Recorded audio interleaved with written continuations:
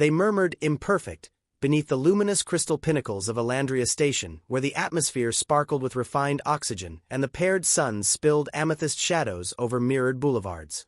Elara remained motionless in her gravchair, gazing through transparent bulkheads as the other prospective companions drifted past in flowing ritual garments, their laughter ringing like silver chimes throughout the transit concourse. Every denial flashed scarlet across her neural overlay, each one another wound that refused to close. Paralyzed from birth in her species' delicate low-gravity cradle, she had been rendered invisible to every suitor listed in the Galactic Matrimonial Index. Everyone except him. And what this widowed freighter captain with a sorrow-filled daughter was about to do would shatter every statute the station had ever upheld. The Elandria Bonding Exchange towered above every other spire, its halls alive with drifting holograms of eligible partners from 79 worlds. Elara had lingered there, forgotten, for 2 complete orbital cycles, her image flickering faintly in the most obscure corner. She guided her chair through the morning crowds, the anti-gravity emitters humming softly beneath her. Tall Archelians with mercury skin strode past, opulent Terran traders swept by in tailored robes, none spared her even a glance. "Another viewing cycle, child?" Overseer Talus asked without lifting his violet eyes from his console. "You know the figures. 5 profile accesses this month. 0 introduction requests." The daily presentation was about to commence. Holograms of companions rotated slowly above the central platform, each tagged with genetic harmony ratings, cultural assimilation indices, and complete mobility assessments. Lot 39. Myrene of Proxima Vale. Genetic integrity 95. 0 physical restrictions. Bids rocketed instantly into the hundreds of thousands. Elara observed from the shadows beside the exit arch, long past believing her designation would ever be spoken aloud. "Well, if it isn't the porcelain cripple again," a venomous voice cut across the chamber. Kale leaned against the refreshment alcove, his jade Elandrian skin gleaming with expensive bioluminescent tattoos, every ridge edged in molten gold. "Still waiting for your night with the miracle cure, Elara? Or perhaps he only needs someone to mop his corridors." His entourage laughed. Elara engaged her chair's forward motion, intending departure. Kale stepped deliberately into her path. "Running, as usual? The only talent you possess." He crouched until their eyes were level. "Do you even know why they keep your file active? Tax deduction. A charity exhibit." "Move," Elara said quietly. "Or what, broken thing?" Kale sneered. "Excuse me," came a calm voice from behind him, quiet yet edged with unyielding steel.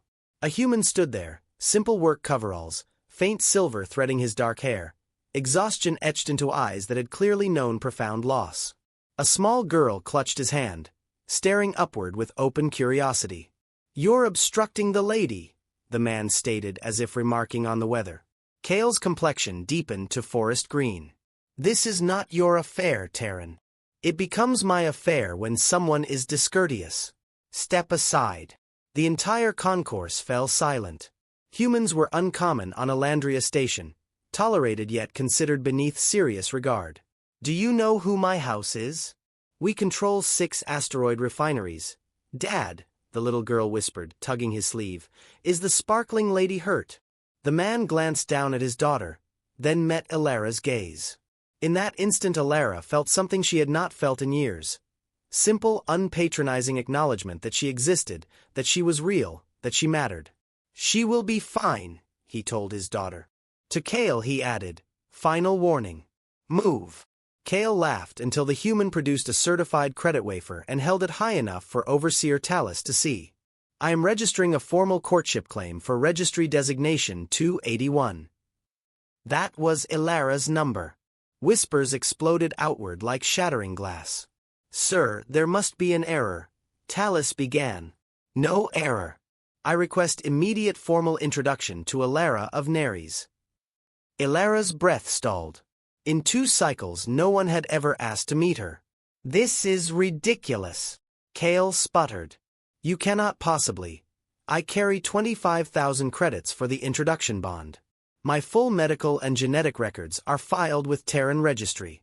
I own my own transport vessel, maintain steady contracts, and have a clean legal history. I believe that satisfies every condition. Talus scrolled frantically across his datapad. This is highly irregular, Mr. Jackson Hale. And this is my daughter, Lily. The child offered Ilara a tiny wave. Mr. Hale, you may not fully comprehend the circumstances surrounding designation 281. I read the complete file 4 times. I am not interested in anyone else. Ilara found her voice. Why me? Jackson turned to face her fully. Because Lily's mother passed 11 months ago. Before she left us, she extracted a promise. She said, find someone who understands invisibility. Find someone who knows love is not about perfection but about seeing the person everyone else refuses to notice. His voice trembled just slightly. I have searched every registry in the quadrant. When I saw your profile, when I learned you taught yourself 18 languages, when I discovered you volunteer endless hours translating for refugees who have nothing to give in return, that was when I knew Mara had been right all along. The best souls are almost always the ones the crowd steps over. The hall hung suspended on his words until Talus's console blazed urgent crimson with a priority edict from the Colonial Directorate.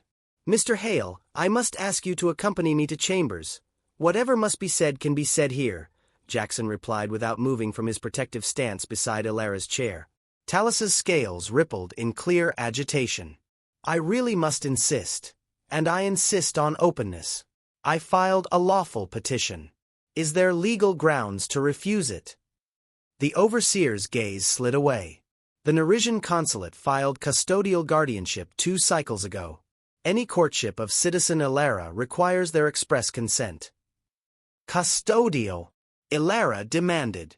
I am 26 standard years old, yet classified as a genetic deviation requiring cultural safeguarding. The consulate maintains that permitting off-station union would damage Nerisian biological reputation. The words struck like a blade. Jackson's jaw hardened. They block every suitor because her existence embarrasses them. It is more complex. No. They placed her on display to be rejected eternally yet forbid her from ever leaving. She is not a citizen to them. She is a flaw they wish to conceal. Something inside Ilara splintered wide open hearing the truth voiced aloud. There exists an appeal mechanism, Talus admitted. A formal challenge may be lodged before the Nerisian Council of Genomic Integrity. Then lodge it, Jackson said. Mr. Hale, these proceedings can extend months, sometimes years. The consulate has never once relinquished guardianship. Then we will be the first. Ilara's voice halted him. Jackson, you do not want this battle. They command resources beyond imagination. They will destroy you. They always prevail. He knelt until their eyes were level. Lily, tell Ilara what Mommy used to say about dragons. The child stepped forward confidently. Mommy said dragons guard the greatest treasures, but the treasure is never gold. It's the people everyone else is too frightened to love. True knights don't kill dragons. They become friends with them and discover the treasure together. Jackson's smile carried sorrow and steel. Mara understood people. The rarest ones are always protected by something fierce, fear, arrogance, bureaucracy. That does not make them less worth reaching. I examined hundreds of flawless profiles. Not one listed volunteer service. Not one mentioned mastering languages purely to ease another's suffering. You are the only one who did. If I must fight an entire consulate to prove character outweighs chromosomes, that is precisely what I will do. You will lose everything. Or we will win. Either way, Lily learns some battles are worth every scar.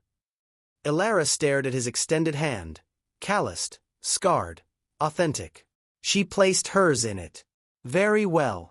Let us go befriend some dragons. Talus exhaled a defeated hiss. I will file the challenge. But understand, the consulate will assign their most formidable advocate. Who? Consul Advocate Dren. He has never lost a single case. No one believed they stood a chance. Yet the petition Talus transmitted contained an ancient emergency clause no one had noticed, A 72-hour mandatory public hearing triggered when custodial claims involved verified cognitive exceptionalism. News spread through Elandria Station like plasma fire. By nightfall, every public channel burned with the story. Jackson's modest quarters became a fortress under siege, news drones circling, messages flooding every frequency. He ignored them all, sitting at the small table guiding Lily through her reading lessons while Alara watched the twin suns sink beyond the viewport. She accessed the open commentary streams. User: this human is either the bravest or most foolish being in the sector. User: finally someone defies genetic tyranny.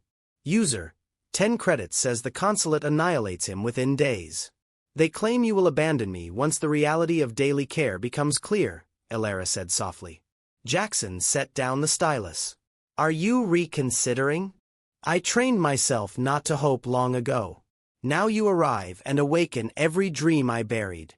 So yes, I am terrified. Good. I am terrified too. But Lily needs a mother. You deserve a family. And I need to honor the vow I made to my dying wife. So we try. Miss Alara? Lily asked, looking up. Are you going to be my new mom? Jackson began to intervene, but Alara raised a hand. I don't know yet, little light. Would you like that? Lily considered solemnly. Daddy says you're the smartest, kindest lady and your chair is amazing. Can I ask something? Anything. Does it hurt, not walking? It's all right, Jackson, Alara murmured when he started to speak. Sometimes. My legs themselves feel no pain the way you might imagine. But my heart aches when people look through me as if I am incomplete. When they decide I am unworthy before ever speaking to me, that wounds deeper than any physical limitation. Lily nodded slowly.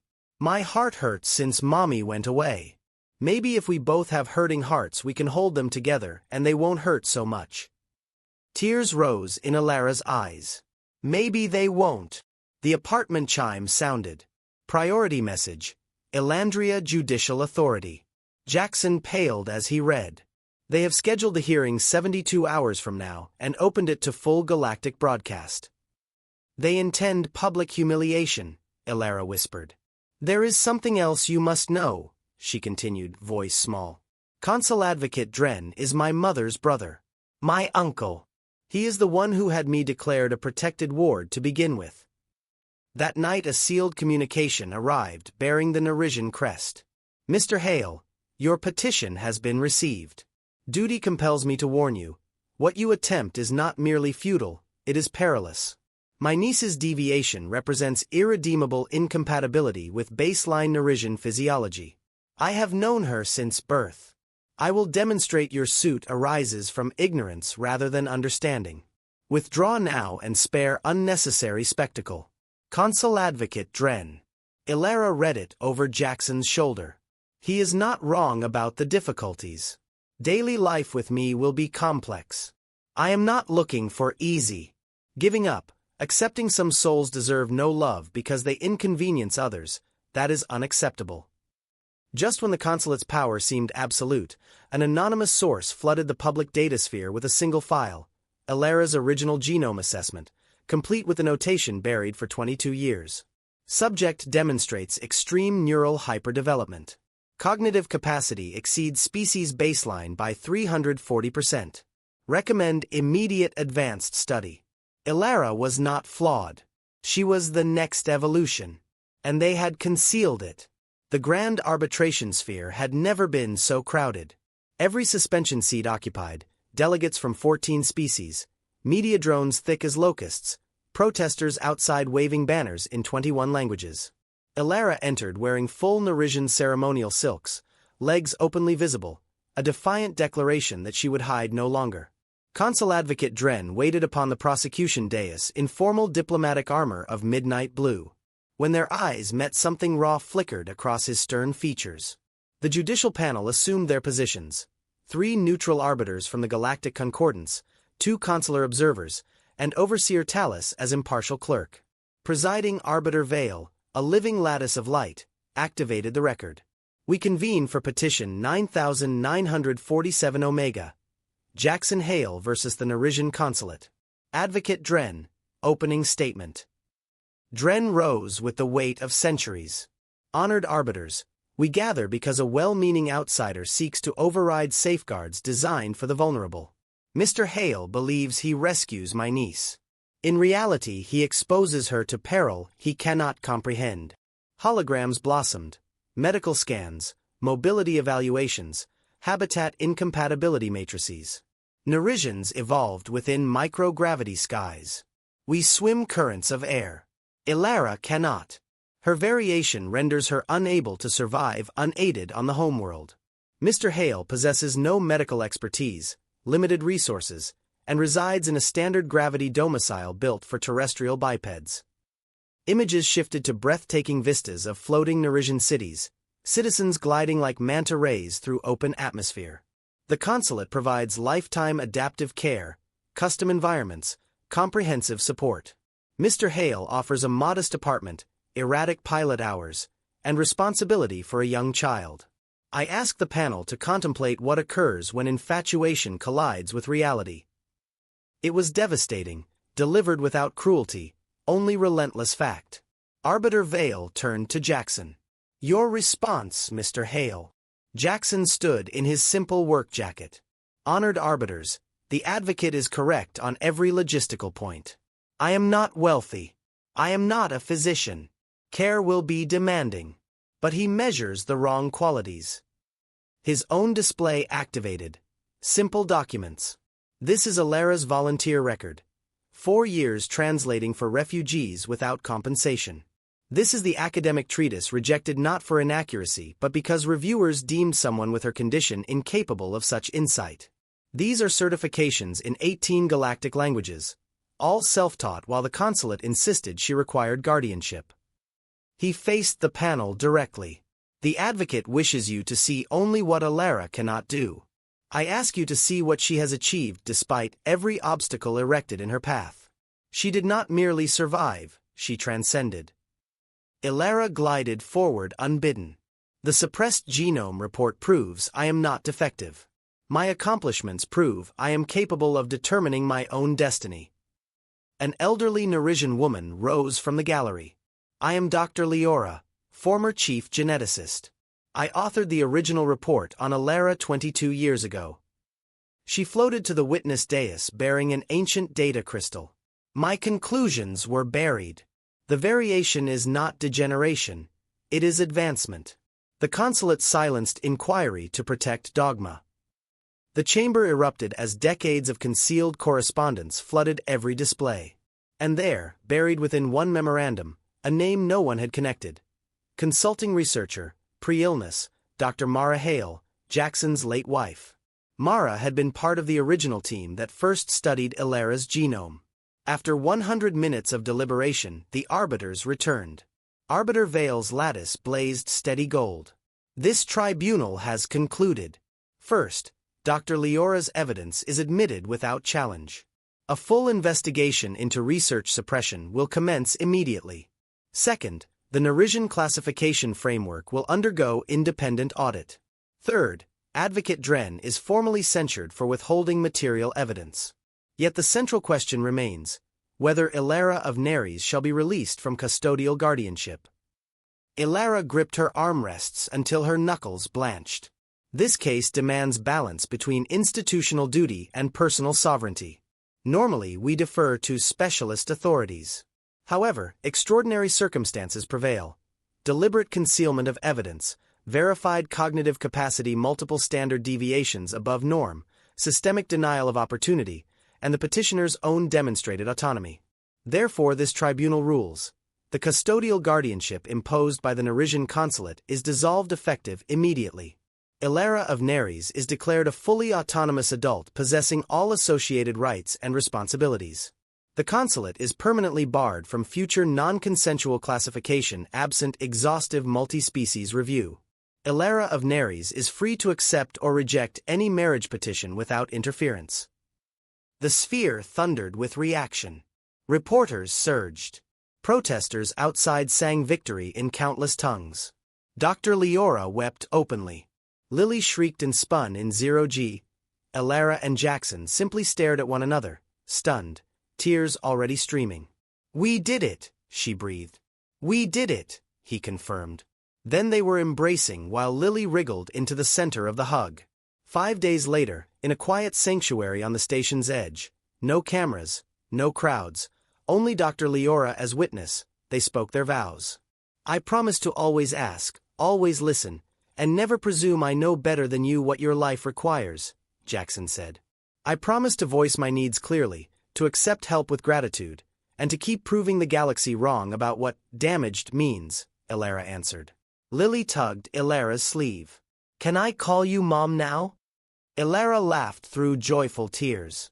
"Yes, little light. You absolutely can." 8 months later, Elara's once-rejected paper was published in 5 premier journals. Dr. Leora reopened her laboratory with Elara as lead co-investigator. Together they identified 55 other Nerisians mislabeled defective who were, in fact, evolutionary leaps forward. The consulate underwent sweeping reformation. Advocate Dren retired to archive suppressed cases across the galaxy, a silent penance. Years afterward, when Lily addressed the Galactic University commencement, she read from her award-winning essay, "My mother taught me the mightiest force in the universe is not fusion or gravity.